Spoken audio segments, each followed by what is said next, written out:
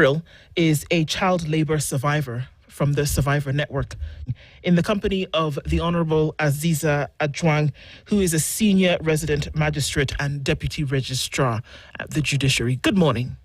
Good morning. How are you doing? Good. How are you? Very well, thank you. Karibu sana, good to see you. Asante sana, we are happy to be here. Thank you. And Beryl, good morning to you. Good morning to you too. How are you doing? I'm good. Thank you for being here this morning. Thank you for having us. We're going to talk about some things this morning, maybe not too exciting to listen to, but important to hear all the same. So thanks both of you for being here today. As we normally do, we're going to start the show with today's proverb. You're in the business of interpretation, Honorable Aziza. So even as we get into this, I would like to share a proverb that is from the people of the Benin Republic. The Beninois are very interesting in how their current culture and the way in which they do things has been derived from parts of the Dahomey kingdom that they were part of. And one of the things that those who share proverbs at the time shared, it goes like this, and I would love to hear what you think about it. A man who goes to hunt finds some fruit and he eats it instead. A man who goes to hunt and sees some fruit eats it instead. We'll start with you, Beryl. All right. What do you think about that? It's a hard proverb. I know sometimes. But there's no right or wrong answer. It's just your own interpretation, by the way. It's a hard proverb. It's like, for me, I think it's reflecting like life. Mm-hmm. You might want something, go for it, but in the process, you find another thing, and because you're really desperate and you need something, so you just, settle with it. Yeah. Yeah. You go with that thing that you find, even though you were looking for something else. Yeah. Exactly. Isn't it?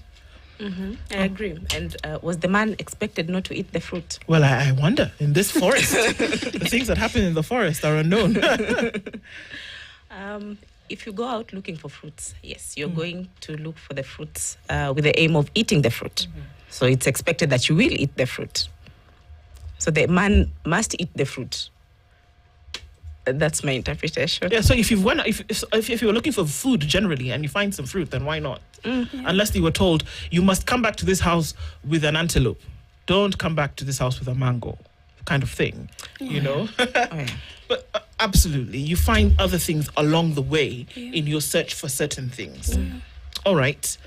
Child labor, whether it is in this country, whether it is in the region, whether it's in the world, is not just frowned upon. It is absolutely condemned in terms of things that we then subject children to. So for the purposes of definition and description, to then set the boundaries for the conversation that we are having today, Honorable Adjwang, I just want to get it clear from you that when we talk about child labor, that what boundaries are we operating within? Okay. Child labor is defined by various statutes and provisions of law. So first, our go-to is usually the Constitution.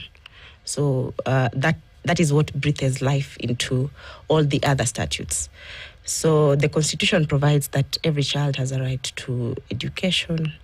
And so by that, we know in the Kenyan context, you need to be in school between ages, let's say, 4 to age around 18. So any form of work that will keep a child out of school, depriving them of their basic childhood, that is child labor. Okay. Yes. Do we have enough occurrences of this? Let's look at the Kenyan jurisdiction for the purposes of this conversation. Do we have enough occurrences for it to be an issue? Yes, we have enough occurrences. And when you get to hear Beryl's story, that is just one of the many that are going on. We have too many that... and also that's the reason why I'm sure when Justice Nzioki was here last week, he spoke of the Employment and Labour Relations Court having a symposium this week. So the court was bringing together stakeholders from civil society, government, to discuss child labor it is a concern. It is a concern that needed that national platform to be discussed. Okay. Yeah. All right. So, Beryl, Yes. we would love to hear from you in terms of what happened with you and how you went through a situation that we're going to call child labor today. What happened? Give us a little bit of your experience. Oh, okay. I'm Beryl. I was born in a very not bad family, a well-off one. So after my parents died and my siblings died, I was left to... You were alone? Yeah. We were 3. I'm the last born. So when they died before my dad and then my dad. So I just have to look out for myself. So that's when my uncle wanted to marry me off. I had to run away from home because... Wait, your uncle wanted to marry you off? Yeah. How old were you at the time? I was 13. You Yeah. were in school? Yeah, I sat for my class 8 at that time. My dad passed when the same week I was sitting for my exams. So after the burial, my uncle was like, a girl child is not supposed to inherit her father's property. So he took everything and he was like, what's the use for you going back to school or something? He brought an old man to marry me off to him. So I had to run away because I didn't want to get married at that. How old was this man? I don't know. He was too old. He was old. Old. He was very old. So I ran away. I met a good Samaritan, maybe, or a bad Samaritan. That's how I was trafficked. Let's take a few steps back, shall we, Beryl? Yeah. All right. So you have sat your KCPE exam at the time. Your father died the week of. Yeah. Where was your mother? My mom died when I was 2 weeks old. I didn't see her. Okay, you never knew your mother? Yeah. Okay. You had siblings, you said? Yeah, I had to. What happened to them? Tragic. We are not really sure. They just died. Health matters when they were Yeah. younger or what? Not younger. They were my older siblings. I'm the last born. Understood. But did they die while you were there? Or had you had already been born? Yeah. Okay. Yeah. So, Were they unwell? Yeah. Okay. They got sick for a short period of time. Okay. And then they passed. Okay. But my father was shot. He didn't die naturally. Okay. So Your father was killed? Yeah. Okay. So after he died, and my uncle starts to misbehave. This is important at Yeah. this point. Yeah. So let's take it step by step. Okay. Yeah. You were living, of course, with your father at home. Yeah. When he died, did you continue to live at home? And for how long? After he was buried, what happened then? After my dad was buried, I had a grandma. And I moved in with her. Okay. And my grandma was so... She gave up when my dad died. She was like, she's tired. She doesn't want to do it anymore. And I was like, you're the only person I have right now, because my uncle and my family were not really in a good, the family issues stuff. So when after 3 months, my grandma died. So after my father, then my grandma died after 3 months. So that's when my uncle came in. And your uncle is the brother to your father? The older brother to my father. Okay. Yeah. All right. So after my granny died, we buried her. And then my uncle came in and took everything. The married stuff came in between. Yeah, that's when I ran away from home. Okay. Where did you go? I went to like a center, like in Ushagoya. We have that center where you go to, when you want to go to Kisumu, for example, there is that center you go and find there, So that's where I went to, looking for someone to help, because I didn't know anybody there at that point. I met this woman, At that time, she was a good Samaritan, because she was the only one who agreed to take me in and give me the opportunity to come to Nairobi, because she have a friend in Nairobi who have a bureau. So they do like traffic girls from Ushago. It's like a business to them. But at that point, I didn't know it's a business. Okay. I thought it was a good gesture. I needed that help at that time. So I'm sorry. Yeah. I know I have to take you back to your uncle, because the part of his story doesn't end here. Yeah. He didn't just come to you one day and say, Beryl, I want to marry you. Yeah. Did he just come? Not that I want to marry you, I want to marry you off. He told you previously that, girls don't have any place. And also for you, Justice Adrang, even as these are things that you hear, for you to then know that these are the markers leading us to the point whereby something terrible is about to happen here. He didn't just come one day and say, you should go and get married, I'll find somebody for you to marry, did he? Oh, okay. First, my uncle was a very terrible person. They didn't get along, even with my dad when he was alive. He was that kind of a person who doesn't like people and their progress. So when my dad died, he came and started to tell me, I want the property. And because my dad had a will, and he made a will, and my siblings died before me, so he changed it. Okay. So everything was in my name at that point. So he talked to the lawyer, our lawyer, after my dad died. They came together and they told me they want me to sign. And he came with a knife, actually. A knife? Before the marriage issue. He came, I think the lawyer advised him, if you take everything, people will ask question if this child starts to suffer, So they came up with this idea of marrying me off. But first, the idea was for him to take everything and leave me there to start to suffer, kinda. Right. So the marriage idea, it's something I think the lawyer advised. It didn't came like from a while ago. From the beginning, it was the property. Okay. Yeah. All right. So you get to the center and you meet this woman who you thought was a good Samaritan. Yeah. What did she say she was going to do for you?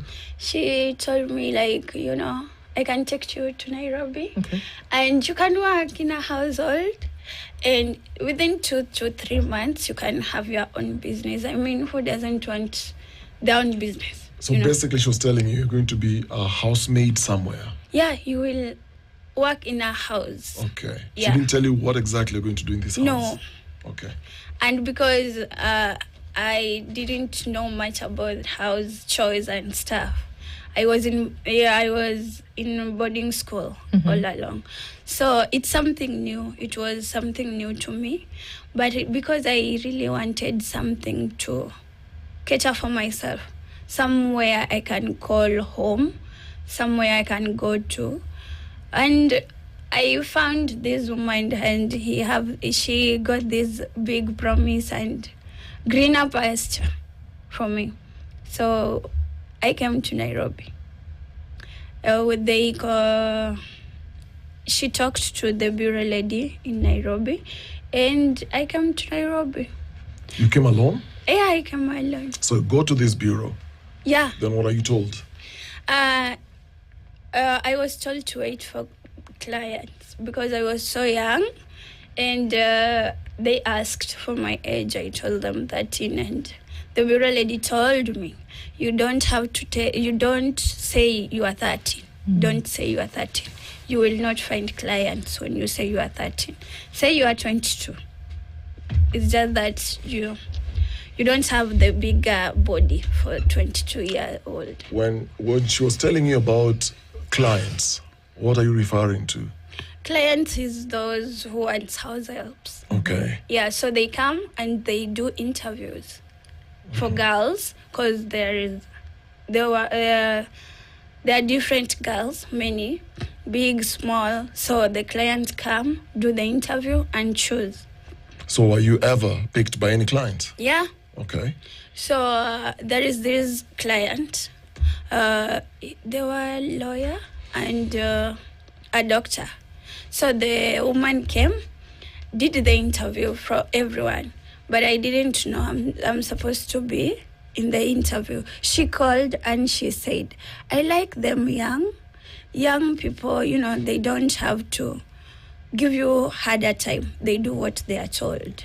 So I did the interview. Funnily, she asked, do you have experience? I was so open. I told her everything. And they tend to want to know your history, your background, so that they will know how to deal with you. So because I was so vulnerable and open, and because I thought this is where my help is coming from, so I just opened up, tell them everything, my story, my uncle and everything. So this person got me at the palm of their hands. They can do anything, knowing very well I don't have anybody who can come to my rescue. So after the interview, we went home. The family was seven people. So before you left, you said you were several girls. Yeah. Were there other younger girls who were 13-year-old, 14 or below 18? No. You're At the that only time, one I who was the only 13. So the others were above 18? Yeah, 16, 18. Okay. Yeah. Okay. So when a client comes to you, they take you home. You start work immediately. And some of these households, they tend to, some of them they don't give you food. You don't sleep enough. Was that your experience? Yeah. So you started working for this person? Yeah. And they told me when we were at the bureau, they told me there is no, a lot of work. There is no much to do. You just have to look after the house and the children, the younger one. They got 2 younger children and 2 elder ones. So they say I have to look after the smaller children and the house, like cleaning, washing utensils. And cooking. Did you agree on payment? They agreed on payment with the bureau lady. You were not involved? I was not involved. How much did they agree? The bureau lady told me they agreed like 5,000 at that time. You were going to be paid 5,000? And where were you? You were living in this house? Yeah. So when would you go off duty, for example? You wouldn't? Because where would Sundays. you go? Where would you go? Come back to the bureau. I didn't have anywhere to go. So when I was given like a off day, I usually came back to the bureau to complain, because that's the only person who can listen, because she was the one who is taking me to those houses. So when I was given an off day, I was going back to the bureau. Okay, so you live with this family, you're taking care of the children, and you continued staying with them, or did you go somewhere else, or what happened? I went to many households. Oh. Yeah. I didn't stick to one, because the first one I went to, the work was too much. I wasn't sleeping enough. I was sleeping at 12 and waking up at 4. And I have to wash 3 cars, the whole compound, the whole house. You have to prepare breakfast and then look after the children, the 2 others. So the work was too much. I got sick, very sick. And they refused. They didn't take me to the hospital. But they saw it's getting too much. I couldn't even walk or talk. And then the man said, take her back to the bureau. We don't want her to die here. So I was taken back to the bureau. Sick? Very sick, seriously sick. And the bureau lady took me to the hospital. So you'd see the money I was working for 3 months, that is what catered for my hospital bills. Were they paying you the 5,000 directly? They didn't. They They paid the bureau. They will pay the bureau, and then the bureau will pay you the 5,000. Yep. So how sick were you? Very sick. Pneumonia plus malaria plus. It was very serious. So I had to spend all my 3 months' salary in the hospital, and then came back To the bureau.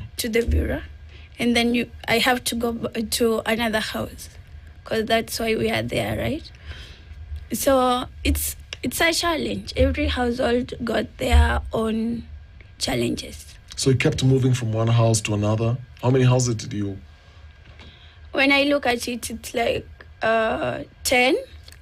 10 houses. Yeah, in This is 1 year. In 1 year, you worked in 10 houses. Yeah.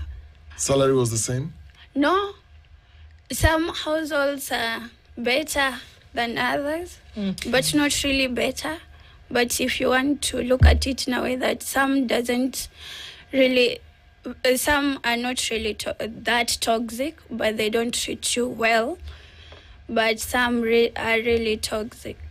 So this is all happening not too many weeks after you finished your KCPE exam. So by this time, give or take, if you've worked in 10 homes for a year, you're now approaching 15. Yeah. You're 14 some plus, right? Yeah. Okay, let's take a break on that. Justice Adrong, hearing this, and I can hear you, you're not happy hearing the details of this as you hear the details a little bit more. Is this representative of a lot of the cases that we hear? She's 13. She's a baby. Yes. Unfortunately, I wish I would say no, but unfortunately, yes. And from her story, it's sad that it's unfortunate that the people who are enabling this. She mentions a lawyer on behalf of the legal profession. Yeah. We apologize. It's It is not a representation of who we are. I know. She mentions the lawyer who, in collaboration with the uncle, were planning to disinherit her from the parents' estate. She also mentions a lawyer who employed her. The law is clear, like we love to say that. The law is very clear. Article 53(1), if you allow me to read it. Every child has a right to be protected from abuse, neglect, harmful cultural practices, all forms of violence, inhuman treatment and punishment, and hazardous or exploitative labor. So it's clear in black and white. There's the Constitution, there's the Children's Act, there's the Employment Act. We are not short of legislative provisions that prohibit child labor, but here we are now in this day and age. And back to your question, unfortunately, you will find children even younger than her, and being exploited. And exploitation and child labor right now is even taking other forms. The last 10 years, we had children working as house helps. Right now, it's in the digital age, we have other things. We have TikTok, children in pornography. Yes, children. What? Yes. Yeah.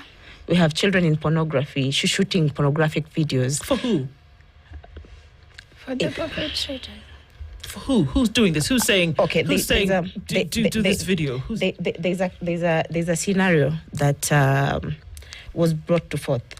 There's a 36-year-old lady who is talking to someone on the other side of the internet. So this person on this other side of the internet tells them to perform a sexual act in the presence of an 8-year-old child. Yes. There's that. Then there have been several reported cases of girls, very young girls and boys in Kibra shooting TikTok videos, pornographic TikTok videos. They're paid a certain amount per day. So, and this is with the consent of the parents. The parents are. I'm sorry? Yes, the parents are aware. I'm sorry. We're going to have to say that again. Yes. For real, their parents, or people who think they're their parents? Their parents. It's with the consent of their parents. Are they aware of what's happening in these videos as Yes, parents? the parents are aware of what's happening in the videos. But then the parents are looking at the children as a source of income. Because when these children shoot videos, they are paid. And I'm not saying this to encourage children out here to get into this harmful practice. But when the children go out there and they shoot videos, they're paid. So that is the money they use to pay the rent, the house rent, and the other needs of the house.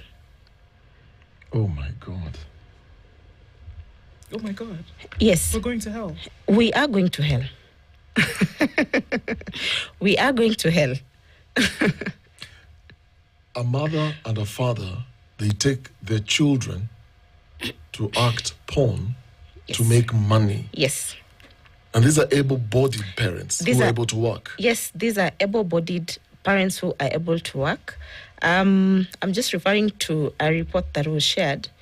So it says that average monthly reports there's a unit at the DCI that deals with this kind of things. So they say that on average 1,800 cases are reported. The daily report is 60. So we have about 60 cases of this kind of thing? Yes, of this kind of thing. On the internet? Yes. Those are the ones that are reported? Those are the ones that are reported. You can imagine the number of those that are not reported. Who are the consumers of this? Thank you. Who's paying these parents money to watch children do these acts? Dennis, the internet. The internet, the amorphous people on the internet. Mm-hmm. Yeah. And there are people who want to consume this content and are getting onto their social media and are watching videos of children in a pornographic nature earning money, and there are people who are deriving pleasure from this? Yes. In fact, as we are having this conversation, someone has just reminded me of a case where a 36-year-old woman used an online platform to communicate with a 70-year-old woman in Sweden about their prior planned sexual abuse of relatives, including an 8-year-old boy and a 12-year-old boy. So the boy and the two boys, the 8-year-old boy and the 12-year-old boy, are boys within our jurisdiction. They're boys in Kenya. In Kenya? Yes. And is this woman is in Sweden, you said? Yes. Who's paying money to watch? Who's paying money to someone in Kenya, to a lady in Kenya, to watch the 8-year-old and the 12-year-old performing a sexual act. These are not human beings. These are demons. What's going on? So there's two boys. Yes. Wait. These are the parents who are being paid. These are the parents being paid. To subject their two children, boys, to perform a sexual act. Yes. That's correct. Are these people arrested? Well, that's another story altogether. I'm trying to bring this just to land enforcement. To bring it on enforcement. I mean, that's the age of my two sons. Mm-hmm. And I am imagining, God forbid, imagine a situation where something like that is happening. But this is the reality that we're dealing with. And these are live, active cases. Beryl is sitting in this room talking about it's not pornographic in nature what happened to you, Beryl. But the look on your face tells me that you're well aware of some of these things that happen, even in the home setting. Yeah, a lot happened. It's unfortunate though, because right now we have different child labor, like this pornography. It's a pornography itself. But when a child is in labor, behind those closed doors, all these are happening. Oh, what is happening? Like sexual abuse from the employer. There is this, not really my story though, but there is this friend we were working with. She was young and she was being abused sexually from the mother and the father. What? Yep. For sexually abused by the mother? Yeah, not really the mother of the house. Yeah. Where she the was woman working. Yeah. and the father of the house. So yeah, these things are happening. Me, I went through sexual abuse from the father of the house. You went through this? Yep. So yeah, they are happening. And funnily, they You are were not 14, Beryl. I was 14.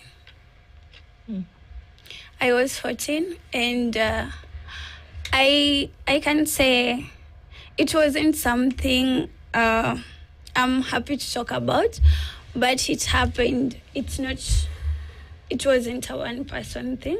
It's like, let me say, it's something they planned.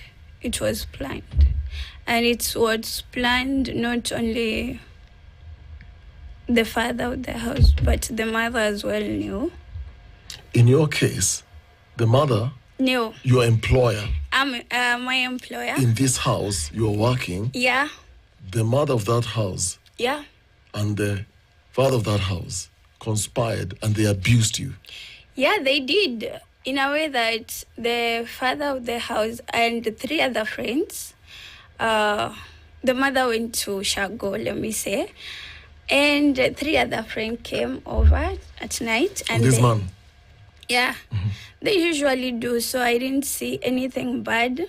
They usually do, and even if the mother was at home every Friday, they came over, have a drink, and then sleep over.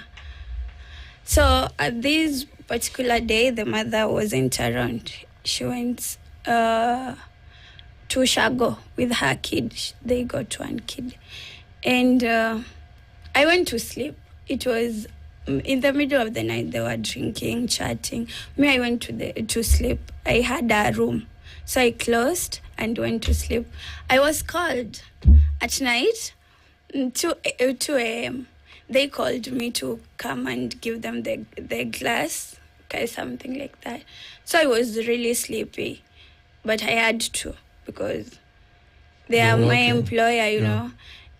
So when I came, what I had was the other person say, "Iti, you said she's innocent, but she looks young and stuff." And the owner of the house said, "You can't really tell unless you want to confirm."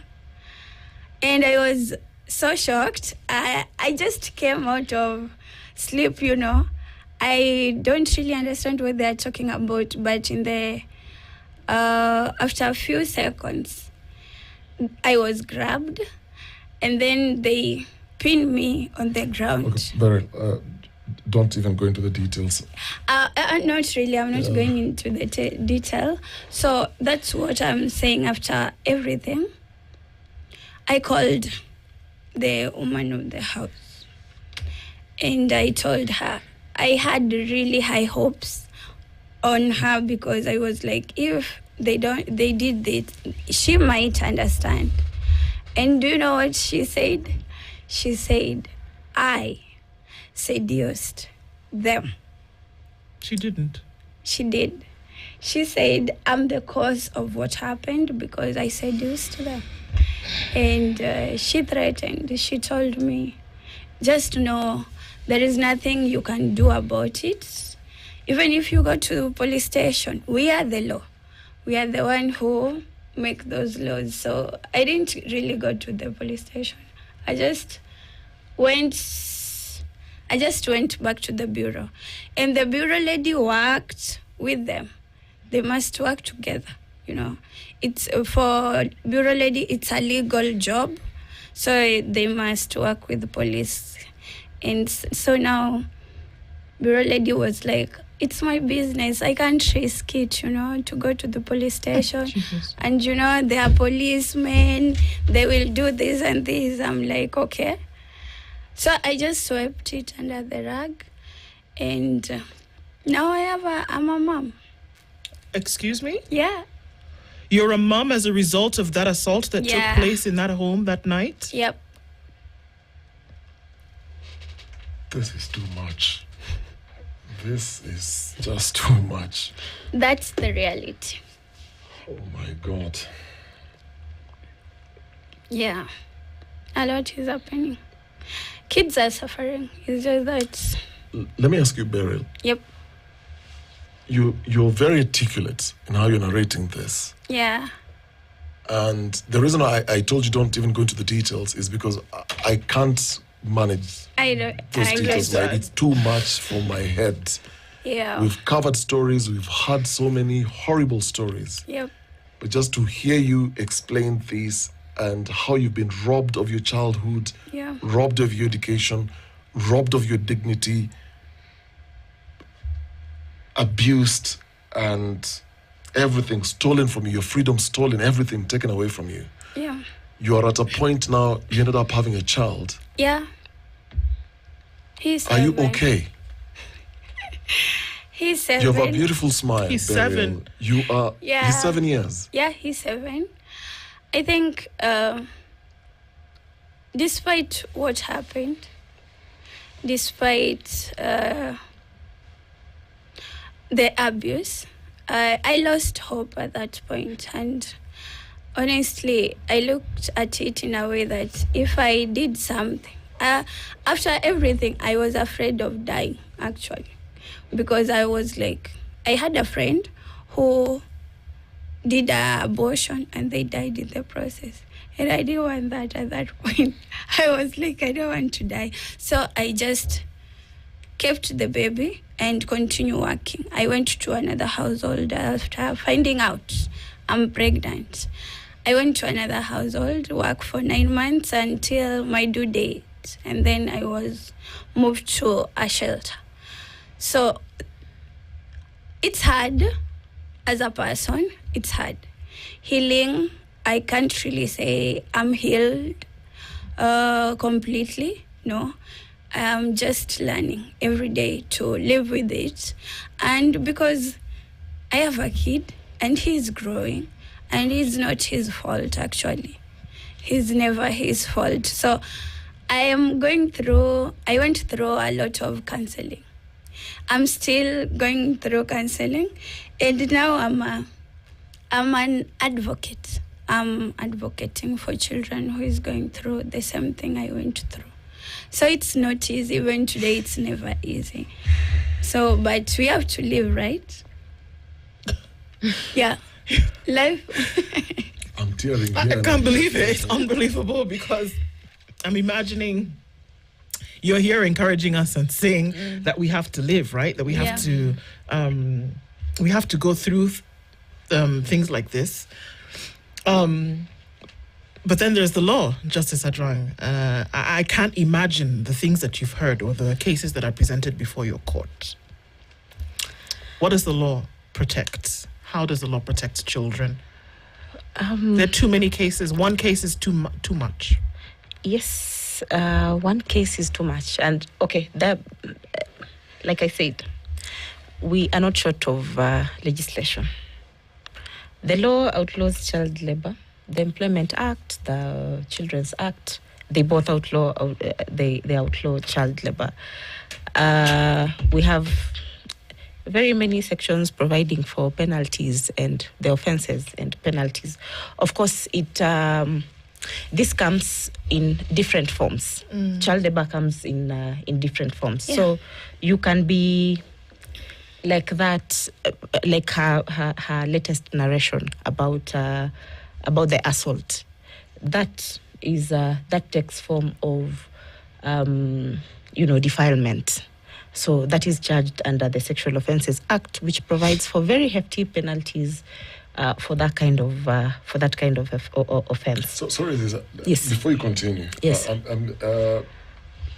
Whatever she's just talked about, she Yes. knows these people. These are people who she was working for. Yes. Are these people even arrested? No, are they? Are they arrested? they're not Did you arrested. report this to the police? I did. I did report. I got a good Samaritan, and they were like, you need to report these people. They need to face the law. They are not above the law. And finally, the Good Samaritan is a politician. They're still so I was in an orphanage at that point, and they came, they had the story, and they were like, no, we have to look into it. So in the process, we went to report, and the police was like, are you sure? Are you sure you would have survived? Mm-hmm. And that point, I had my baby. He was 2 months old. I carried him sitting in front of that policewoman, and he looked at me and asked, are you sure there were policemen? Are you sure you were abused by 4? Are you sure you would have survived? Are you lying? She told me, police doesn't like their reputation to be ruined. All these people you're working for are police? Yeah. All 4 this of them. family? Yeah. All 4 are police officers who abused you? Yeah. So the woman was like, she started doubting. And when someone who is so vulnerable comes to you because they have faith in you, tell you something happened to them, and you start asking those kind of questions, they pull back. So I had a lawyer. At that point, I was given a lawyer. So I told them, you know what, I don't feel safe. If we haven't even taken a step, and yet these are the questions I'm being faced with. I have a child, for crying out loud. Will I be lying, sitting here with my child, looking at the policewoman? I asked her, you are a mother, right? You have children, even though maybe you don't have a daughter, but you have a son, and maybe they will give birth to a daughter. Would you love them to be asked these kind of questions? She was like, I'm just asking, I'm just doing my job. So we went back home. The bureau lady was arrested. And she confirmed she knew me. And the only thing which was remaining is for me to go and identify the people from the police station. But unfortunately, my kid fell from the bed, and he had an internal bleeding, so we went to the hospital.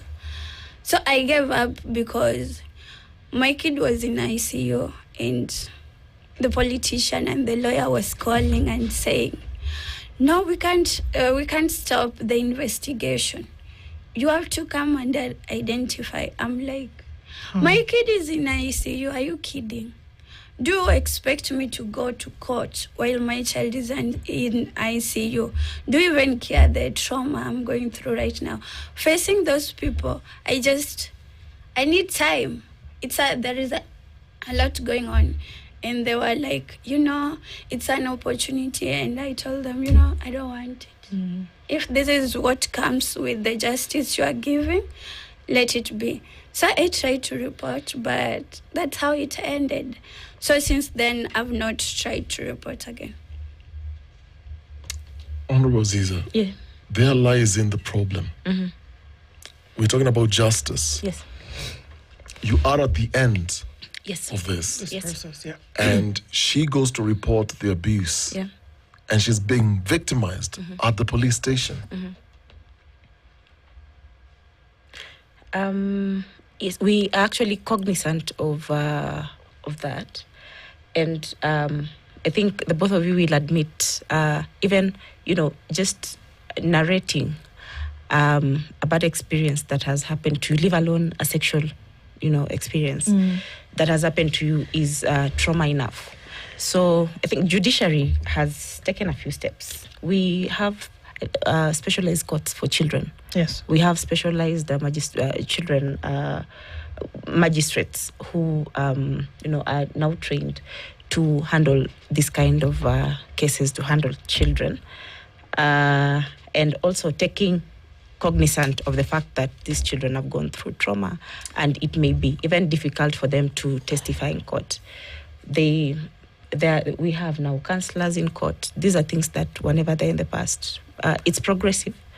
We have counselors, we have shelters, we have we're trying to get safeguards for now children.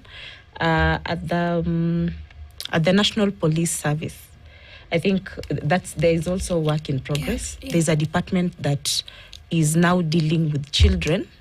It's called Anti-Human Trafficking Child Protection Unit. So progressively, I don't know how. I cannot confirm how it's working right now. But I know there's a department that is dedicated to dealing with now. So that when a child goes to the police station to report, they find a more comfortable, so to speak, environment for reporting. I don't know why it's so difficult in this country with everything that we're talking about. If we're talking about child labor, and this is just an example, a real life example of what a child has gone through, to where now we have Beryl in studio narrating this. It's real for her. It is. And it speaks, like you said earlier, it's just one example among thousands, hundreds, if not thousands.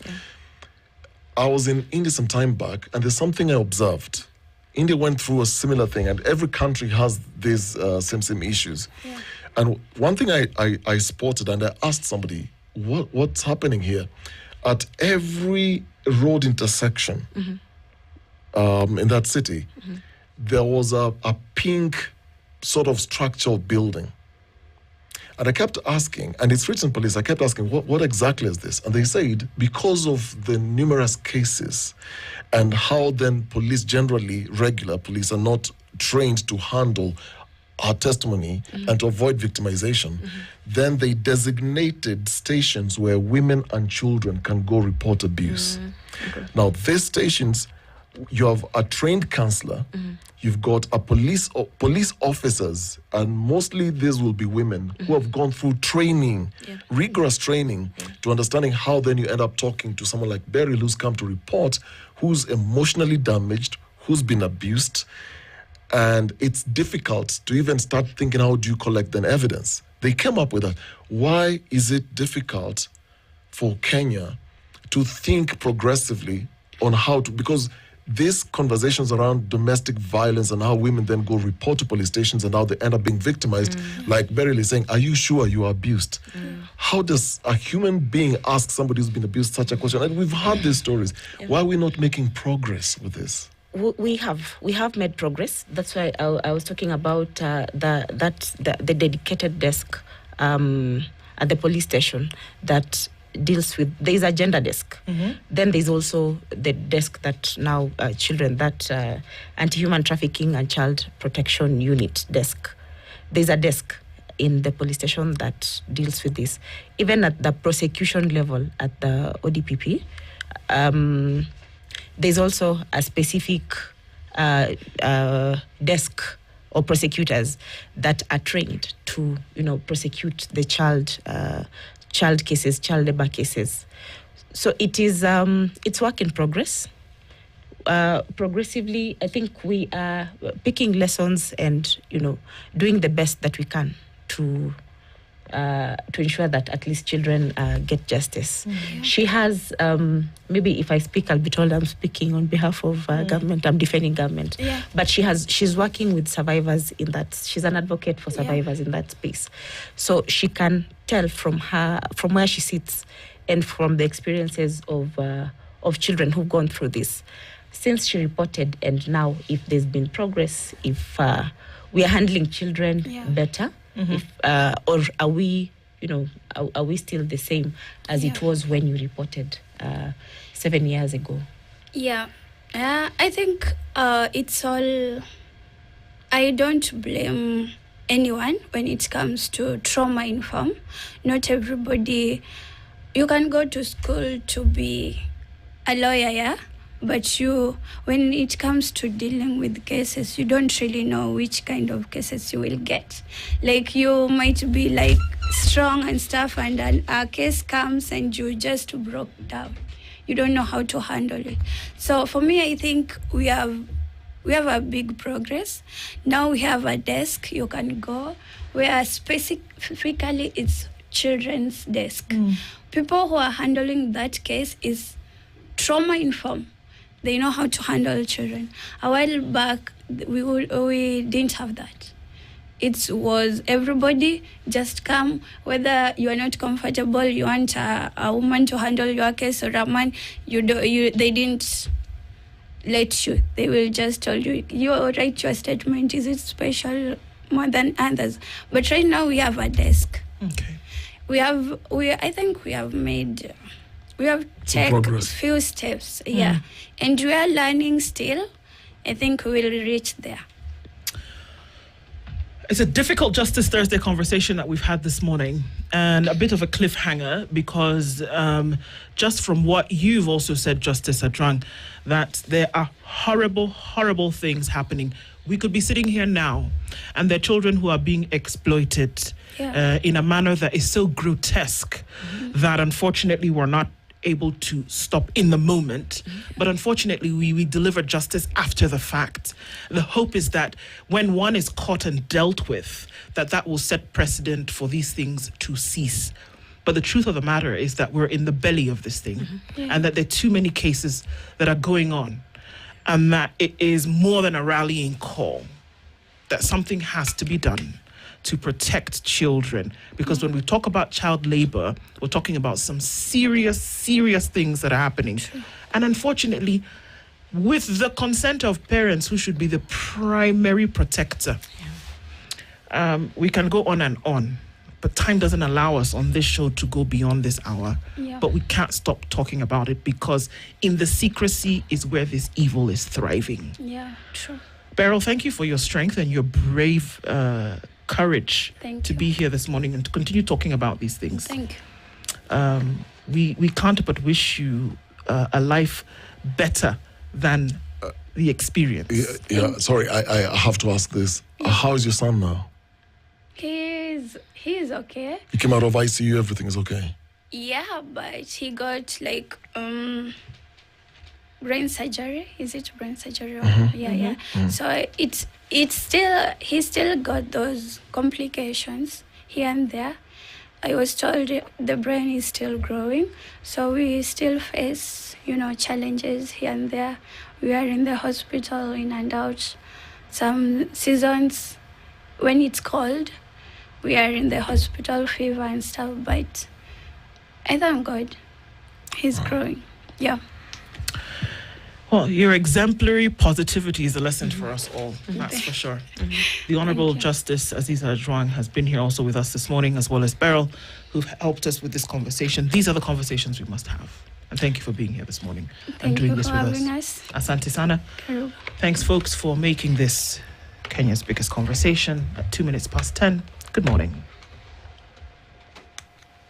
The latest news from around the world. 94.4 Spice FM.